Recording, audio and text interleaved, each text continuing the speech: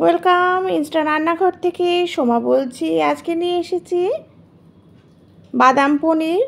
যারা পনির ভালো খাও না তারাও কিন্তু এইভাবে করলে খেতে খুবই ভালো লাগে, সব কিছুর সাথেই চলে। এটা নিয়েছি আলু আর পনির, তার সাথে নিয়েছি বাদাম, কাজু বাদাম আর গোটা জিরে, তেজপাতা। গোটা জিরে আর তেজপাতা ফোড়ন দিলাম, তার সাথে আলুটা দিয়ে দিচ্ছি। আলুটা দিয়ে আলুটা আগে ভেজে নেব ভালো করে।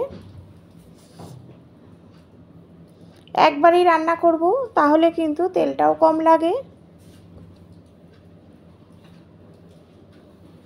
আলুটা আমি ভেজে নিচ্ছি। স্লাইড আমি পটলও দিয়েছিলাম। এটা কিন্তু রুটি বা পরোটা বা পোলাও সব কিছুর সাথেই কিন্তু এটা ভীষণ মানাবে।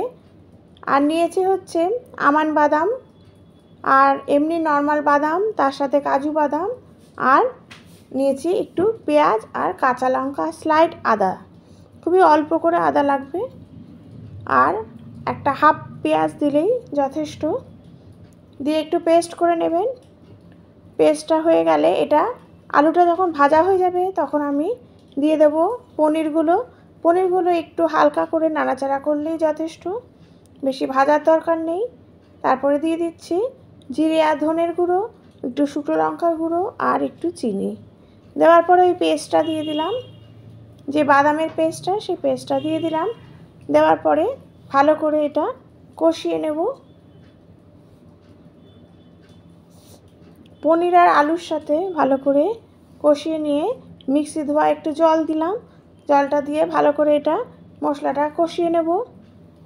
খুব হালকা করে এটা নাড়াচাড়া করতে হবে, না হলে কিন্তু পনিরগুলো ভেঙে যাওয়ার সম্ভাবনা থাকবে। আলুটা আমি কিন্তু আগেই ভেজে নিয়েছি, সেই জন্য প্রথমে আলুটাই দিয়েছিলাম। এতে পুরোটাই বলতে গেলে সেদ্ধ হয়ে গেছে। মশলাটা এখন কষানো চলছে। ভালো লাগলে যারা নতুন আছো একটু বেল আইকনটা প্রেস করে দিও। আর যে সমস্ত বন্ধুরা আমায় কমেন্ট করো, অসংখ্য ধন্যবাদ, থ্যাংক ইউ জানাচ্ছি প্রত্যেককে। একটু চিনি দিয়ে দিলাম। চিনি দিয়ে আমি আরেকটু কষিয়ে নেব। তারপরে স্লাইড জল দেব। জলটা কিন্তু খুবই কম লাগবে, কারণ এই আলুটা আমার সেদ্ধই হয়ে গেছে, আর বেশিক্ষণ ফোটানোর দরকার নেই। এখন কিন্তু গ্যাসটা বাড়ালে চলবে না, এখন একদম লো আছে। কিছুক্ষণ ধরে ফুটালেই তারপরে নামানোর আগে ঘি দেব।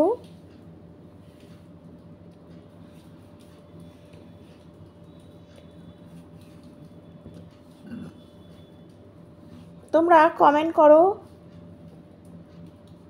আর ভালো লাগলে অবশ্যই তোমরা একবার করে আমাকে কমেন্ট করো।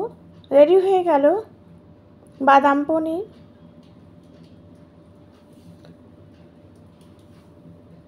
Thank you.